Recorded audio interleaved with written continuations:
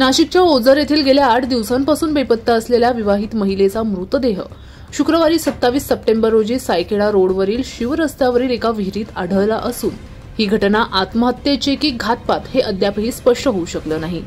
पोलिसांकडून मिळालेल्या माहितीनुसार ओझर येथील तानाजी चौकात वास्तव्यास असलेल्या शोभा विलास जाधव या विवाहित महिला 19 सप्टेंबर रोजी घरातून काहीही न सांगता निघून गेल्या होत्या। त्यानंतर त्यांचा शोध घेऊन देखील त्या सापडल्या नाहीत। त्यामुळे त्यांचे पती विलास महादू जाधव यांनी पोलिसांमध्ये बेपत्ता झाल्याची तक्रार दाखल केली।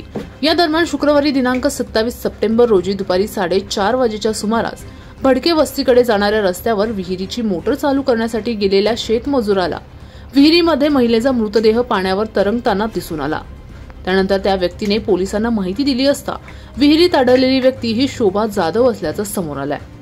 त्यानंतर पोलिसांनी मृतदेह बाहेर काढून पंचनामा करत मृतदेह पोस्टमॉर्टमसाठी पिंपळगाव येथे पाठवलाय।